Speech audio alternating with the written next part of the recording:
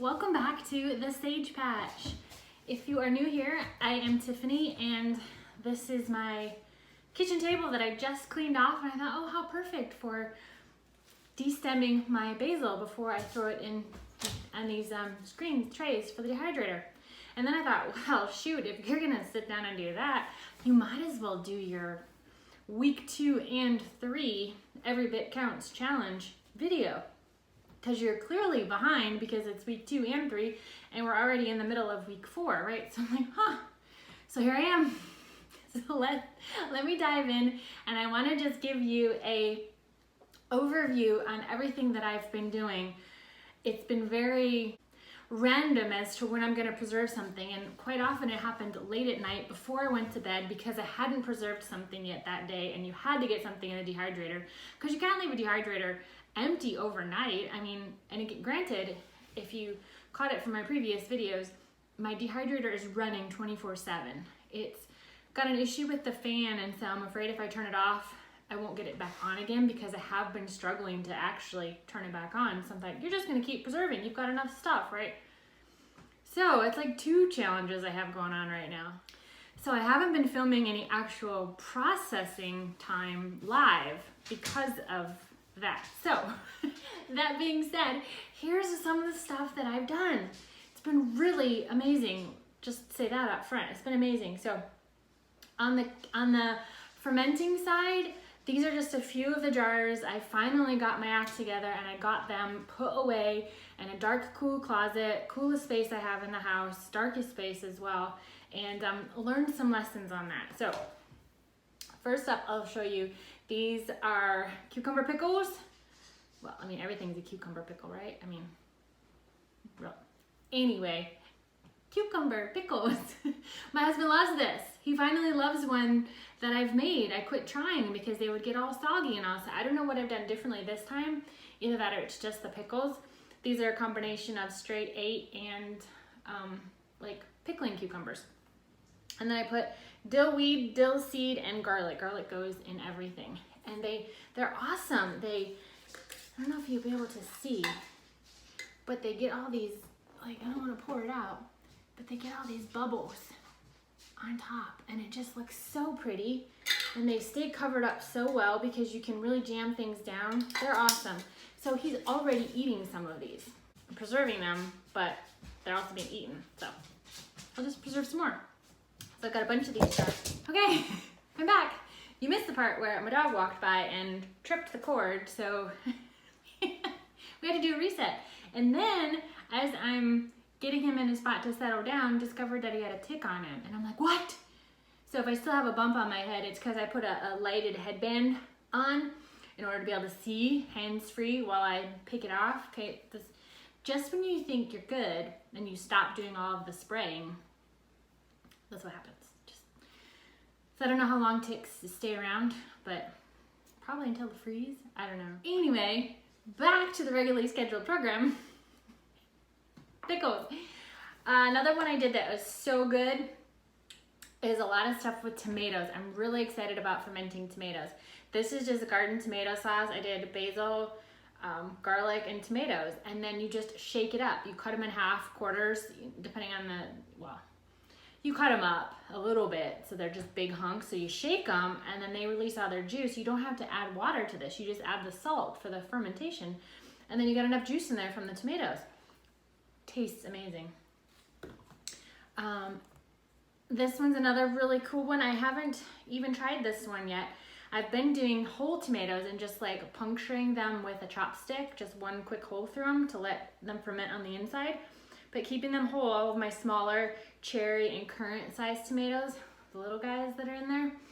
And I also added some tomatillos in here as well, and I haven't tasted the tomatillos yet, so I haven't opened this one to try it out.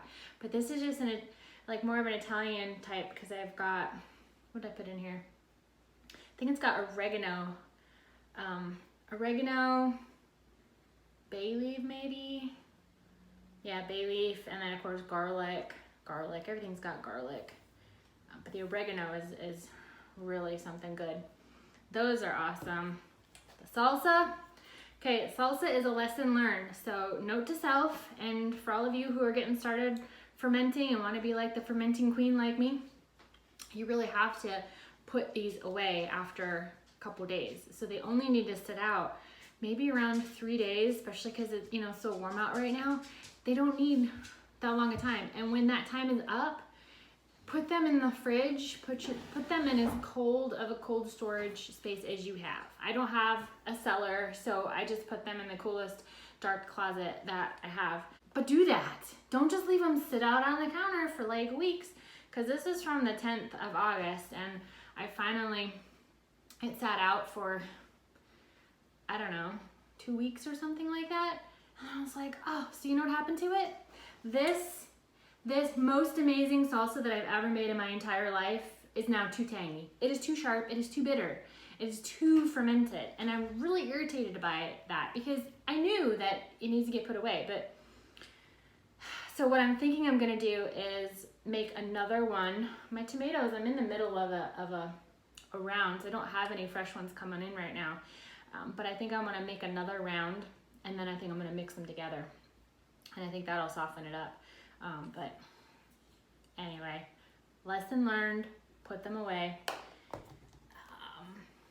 Beans, I'm really liking these beans, storing them this way too long, about like 4 inches or so, and then wrapping a few around the top. It kind of wedge them in the jar. It's really holding things down well. I'm loving it with the beans. These are asparagus beans, and again, just garlic. Another one of them like this too. This one actually had a mix of, that's why it's a little pink. It had some red noodle beans in there as well. This one is just asparagus beans. And then this is what happens when you don't keep things wedged down enough. I cut these beans shorter, and then I didn't pack them in the jar very well, so they weren't wedged good. And this is how you know. Yeah, sadly. This is how you know when they're no good. So you may get like a white covering over the top of them, and that's fine, that's yeast. And that's actually then what falls down to the bottom on here. That's totally fine, but that's what makes them a little bit cloudy on the inside. No problem. This, I call this black. Yeah, that's not good. So I lost this whole jar because I didn't properly wedge them down. They're way too loose. So I did much better with the longer beans. I could wedge them better. But even so, if I'd like kept up on them, and then I'm thinking, if I do them again this size, I'll just have to come back, and as they start to, you know, squish up themselves and get settled in the liquid, I think I'll have to come back in and add more things on top. Like I may add some cabbage cores in here, or cauliflower cores. Might just start getting to push things down. So, but that's what it looks like. That's how you know. So I mean, it's obvious that you don't want to eat that, right? So the look and the smell are always going to tell you with fermented stuff. Otherwise, the salt and the brine, the liquid, as long as everything stays under the liquid and you've got salt in there, you're golden. You're totally golden, okay?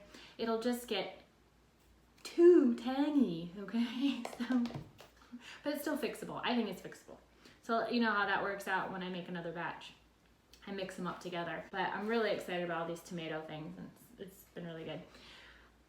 So on the dehydrating side, this has been another fun adventure. So I shared about the sweet potatoes. This is the batch I got from Sam's Club. So I found that this, once you grind them up from the shreds into powder, I can fit 9.5 pounds of of fresh weight of the sweet potatoes.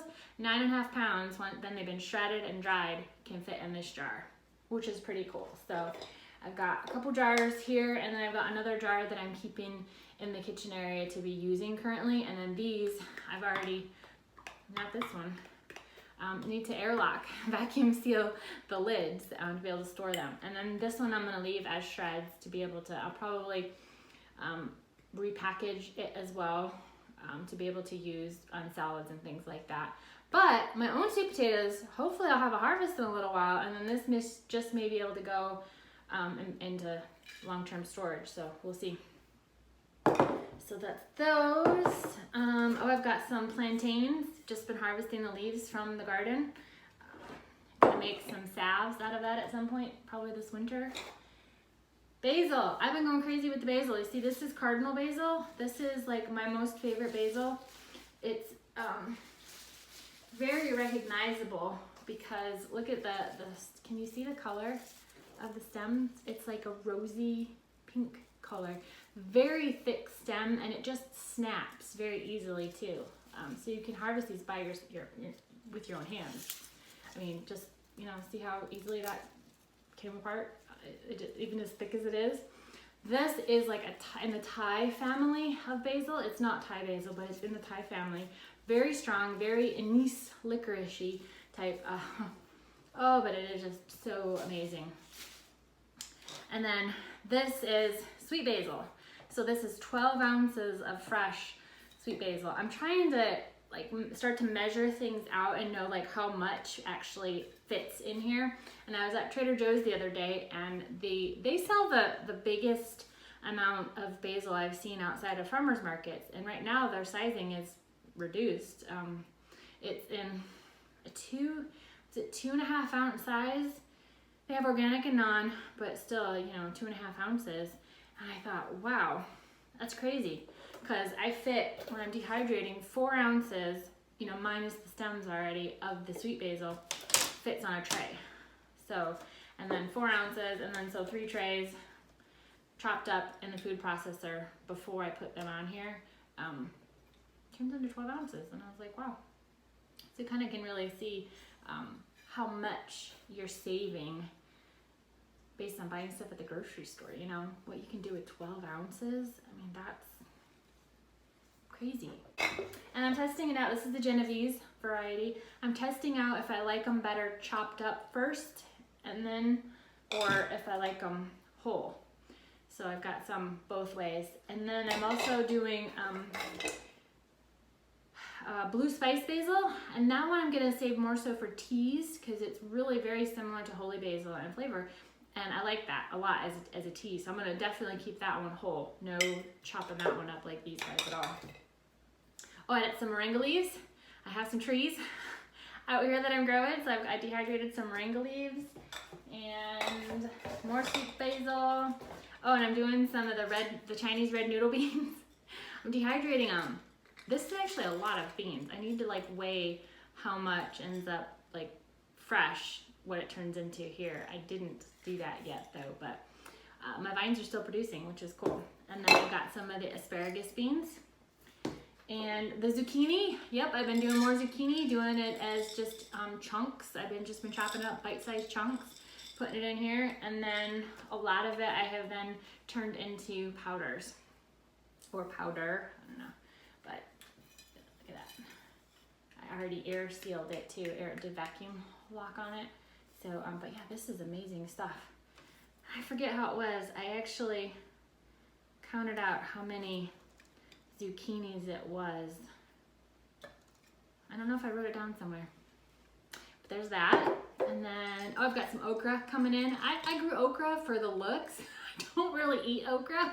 I don't know what to do with it. So if you've got any good ideas, I thought maybe I would just dehydrate them and then put them in soups later. And I'm not real keen on the sliminess of them. I grew the purple ones or the burgundy ones because I liked them better than the green. But this year, they haven't seemed to be that like amazing. I don't know. Maybe my taste buds have changed. But anyway, I'm dehydrating some of those. The plants are looking beautiful out there though, and the flowers are gorgeous. And then I got some bulk cabbage. I ordered from Naturally a Deal, my grocery haul, and a couple of the heads I'm gonna be dehydrating to use as shreds to put in soups and things later this winter. So this is cabbage. It looks kind of like my onions do when I dehydrate them, but it's cabbage.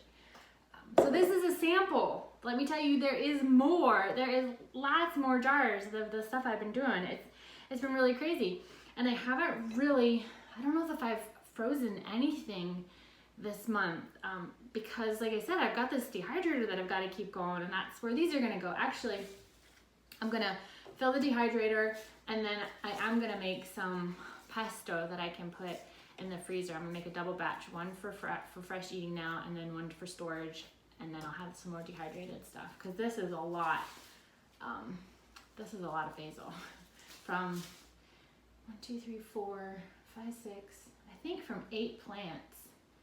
8 of them out there. They're all looking really good. So there's that. I think that's everything. One side note I'll share is that you want to, when you're dehydrating, you want to make sure that things are really dehydrated. Like, you hear this? It doesn't have a thud. It doesn't sound dense. It just sounds very light, and it's a good sound.